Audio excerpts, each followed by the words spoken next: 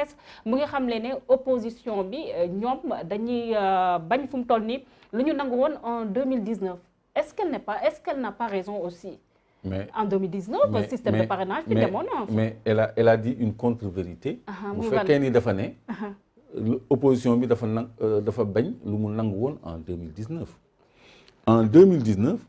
Le parrainage avait été combattu. Il y avait même des scènes de rue et des arrestations. Mais finalement dem nañ uti seen ay. Mais ça ne veut pas dire nangu. Ça c'est une contrainte. On a imposé ce jeu-là. Donc tout le monde se souvient des manifestations qu'il y a eu en 2019 quand même. En avril 2019, il y a eu beaucoup de manifestations. yoo xam ni ñu bëri arrêté nañ leen ci contre le système de parrainage. Donc dañ ko xeex ba sës. Mais léegi lan ngeen bëgg opposition bi bàyyi élection yeeg APR. loolu dafay yomb. On va aller à leur propre jeu. Et c'est à leur propre jeu que Pastef a failli, que Ousmane Sonko a failli amener Macky Sall au deuxième tour. Donc vous n'êtes pas d'accord avec comme Abdoul Mbaye dit appeler au boycott? Non, un boycott n'est pas opérant. Un boycott, moi, tu sais, amoon na boycott Tanor Idrissa Seck plutôt. moo ñëw 2007 ni opposition bi nañu boycotté législative moom moo leen dugal ci boycott. Ils l'ont tous regretté. Parce qu'il y avait une assemblée sans l'opposition. PDS ñëw remplir jël assemblée yëpp. xam nga ak ñenn ñi nangoon dem élection. kon tey jii ku demul élection c'est sûr tu peux pas avoir un poste de député. Mais boo demee élection peut-être mën nga am poste de député. Donc sur cette logique toute simple là rek boycott c'est pas opérationnel. Nit ki da nga koy fekk dans son propre jeu ba am ci li nga ciy am ba ngay obtenir li nga bëgg. Donc le calendrier républicain on a tout fait pour qu'il soit respecté. léegi bu fekkee ni règle yi la Macky Sall def parce que Macky Sall c'est vraiment pas un démocrate. Pourquoi? Parce que moom déjà CEDEAO nee na parrainage baaxul. dañ ko gagné CEDEAO. Donc li amoon 2019 normalement dafa dénué de tout fondement. élection moom à la présidence. Donc amul sax légitimité parce que parrainage boobu baaxul. parce que élection yooyu bu dul woon parrainage Pape Diop dina bokk. Abdoul Mbaye dina bokk. Hadjibou Soumaré dina bokk. Atepa dina bokk. Khalifa Sall dina bokk. parce que moom dañ ko éliminer par d'autres voies. Karim Wade dina bokk. léegi ñooñu ñëpp bokkul. loolu ça fausse le jeu démocratique. donc léegi pourquoi ñoom ñu koy mayaat encore ci législative yi mu bëgg a dugal parrainage c'est vrai que dafa am problème. parrainage bi c'est pas expressément contre l'opposition. Mais il le fait pour contrôler ces listes parallèles, les listes parallèles au sein de Benno Bokk Yaakaar bi nga xam ni. Ça lui a valu beaucoup de problèmes ci élections locales yi. Parce que moom il a dit bëggul liste parallèle.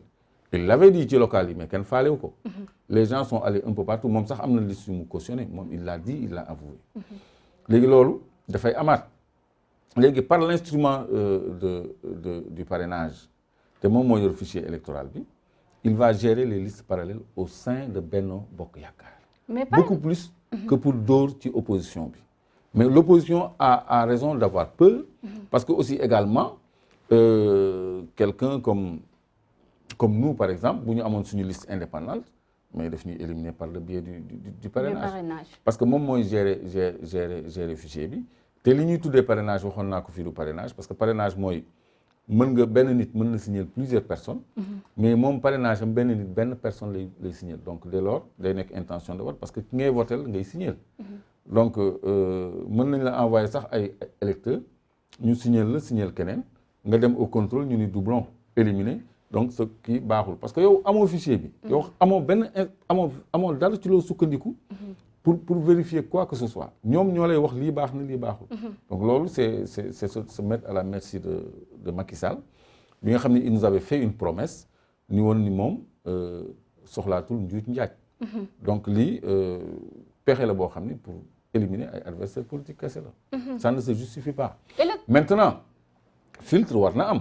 parce que toujours donc je vais te mâcher sur la langue toujours. nu mu tuddati la société civile les candidatures indépendantes dañ leen doon soumettre à présenter 20 000 signatures parfois 10 000 signatures réparties dans 7 régions à raison de 1000 au moins par région. Donc loolu c'est un filtre.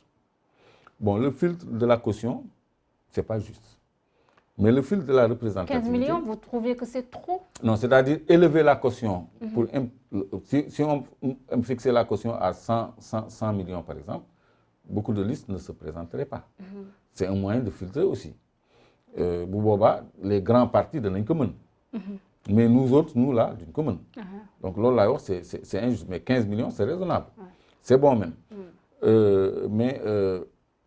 Donc demander 20 000 à la société civile, ça, on n'avait pas précisé que ku nekk benn nit rek nga mën a signer. On te demandait juste des signatures. Mais puis on te demande quelqu'un qui est dans le fichier, un électeur, boo xam ne benn nit lay signer. Donc c'est intention de vote. Kooku, ça trahit l'esprit du vote qui est secret. Le vote est secret. Moo tax CEDEAO daan leen. Donc loolu du parrainage. Loolu ay njuuj njaaj la comme ni Macky Sall doon waxee.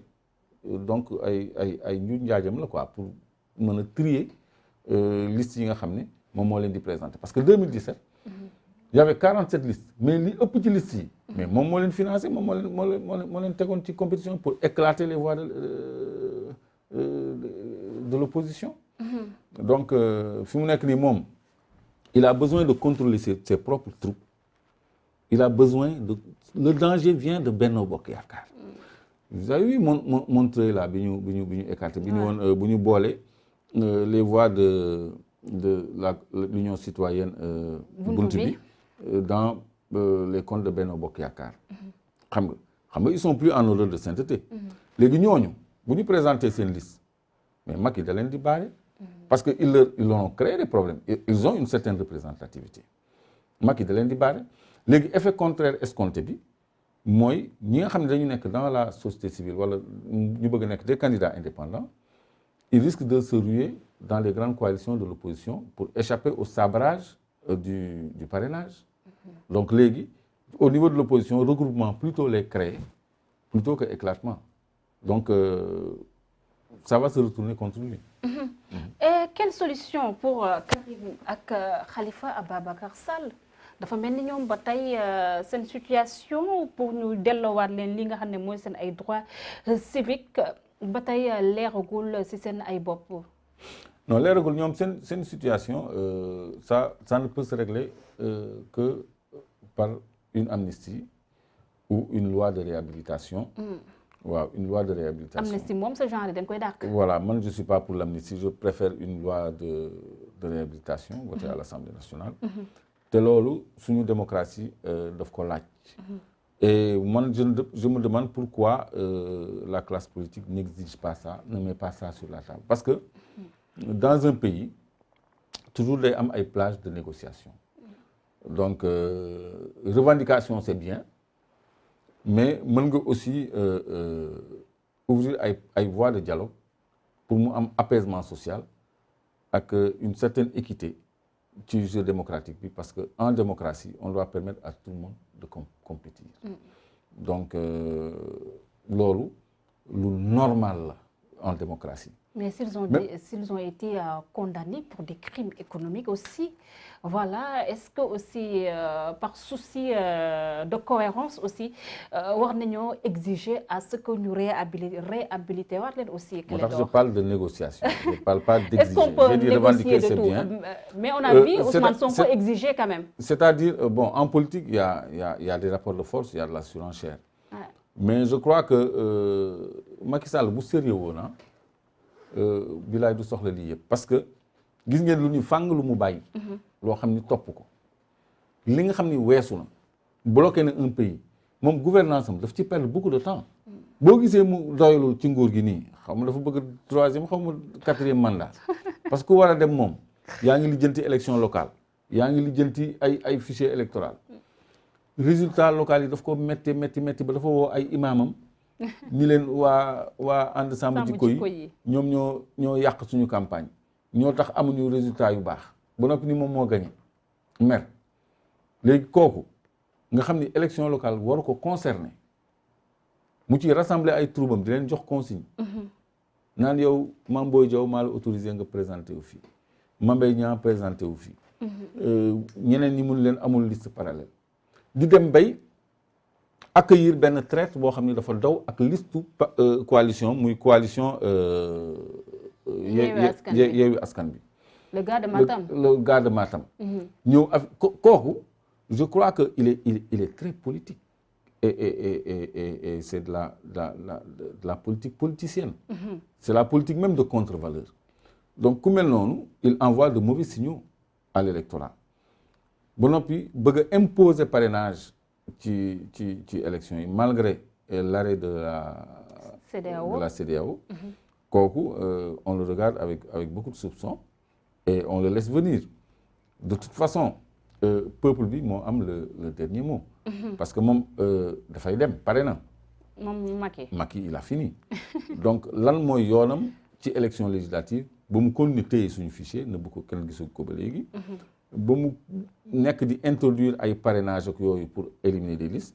bon bu dee waa Benno Bokk Yaakaar wala waa Union Citoyenne buntu beeg yooyu ñoom bu yeboo ñu waajal seen bopp. ñoom dañ leen di saabare ça c'est sûr. parce que l'arme du parrainage c'est pour eux. je le confirme c'est pour eux. principalement. donc président bu am souci yooyu il n'est pas prêt à quitter. waaw je souhaite me tromper. sànq Clédor yaa ngi wax par rapport ak ànd sàmm jikko yi ak président de la République Macky Sall wala sax ñi nga xam ne ñoo fi toog ñoom à chaque fois dañ naan wax ne ay politiciens encagoulé leen finalement est-ce qu'ils n'ont pas eu raison parce que gis neen ku mel ni comme le professeur Cheikh Oumar Diagne